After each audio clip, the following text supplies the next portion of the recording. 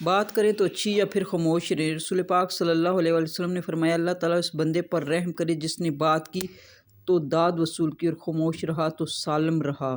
جمعے کے دن کی فضیلت۔ ابو ہریرہ رضی اللہ تعالیٰ عنہ کہتے ہیں کہ نبی کریم صلی اللہ علیہ وسلم نے فرمایا سب سے بہتر دن جس میں سورج نکلا جمعہ کا دن ہے۔ اسی دن آدم کو پیدا کیا گیا، اسی دن انہیں جنت میں داخل کیا گیا، اسی دن انہیں جنت سے نکالا گیا اور قیامت بھی اسی دن قائم ہوگی۔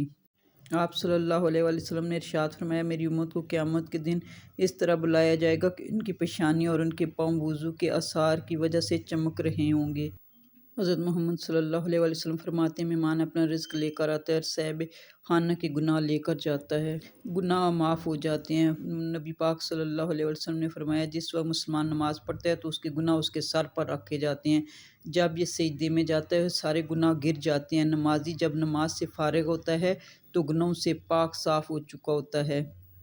نبی کریم صلی اللہ علیہ وسلم نے فرمایا جو شخص کھانا کھائے اور دانتوں میں کچھ رہ جائے اسے اگر خلال سے نکالے تو تھوک دے اور زبان سے نکالے تو نکل جائے، جس نے ایسا کیا اچھا کیا اور نہ کیا تو بھی حرج نہیں۔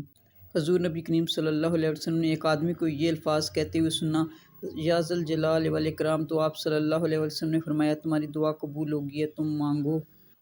حضرت صلی اللہ علیہ وسلم نے فرمایا لوگوں پر احسانی کرو، سختی نہ کرو اور خوشی کی بات سناؤ، نفرت نہ دلاؤ۔ حضرت محمد صلی اللہ علیہ وسلم نے فرمایا یہ بات جان لو کہ جو یہ عورتیں اپنے شوہروں کے ہاتھوں خدا کی امانت ہیں، اس لیے مرد حق نہیں رکھتا کہ انہیں کوئی ضرر یا نقصان پہنچائے اور ان کے حقوق کو پامال کرے۔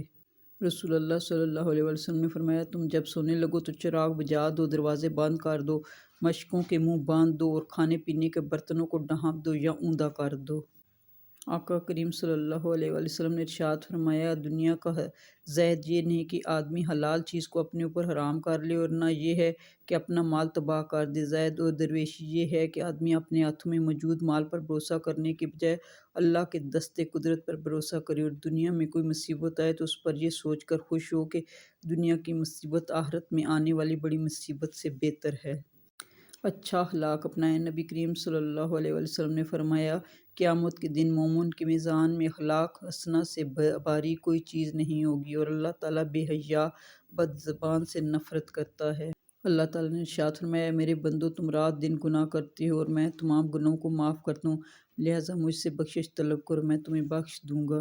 جنت سے محروم شخص۔ سیدنا انس رضی اللہ تعالیٰ عنہ سے روایت ہے کہ رسول اللہ صلی اللہ علیہ وسلم نے فرمایا ترجمہ وہ شخص جنت میں نہ جائے گا جس کا پڑوسی اس کے خطرات سے محفوظ نہ ہو۔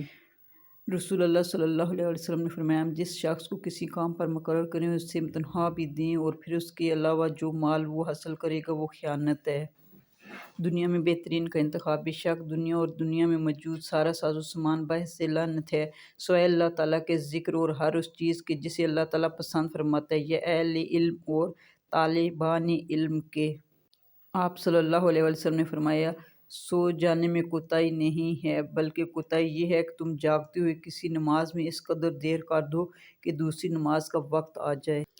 رسول اللہ صلی اللہ علیہ وسلم نے فرمایا جو شخص صبح کے وقت اور شام کے وقت 7 مرتبہ حسبی اللہ لا الہ الا هو علیہ توکلت وهو رب العرش العظیم، کافی ہے مجھے اللہ صرف وہی معبود برحق ہے، اسی پر میں نے بھروسہ کیا ہے، وہی عرش عظیم کا رب ہے کہ تو اللہ تعالیٰ اس کی پریشانیوں سے اسے کافی ہو جائے گا، چاہے ان کے کہنے میں وہ سچا ہو یا جھوٹا۔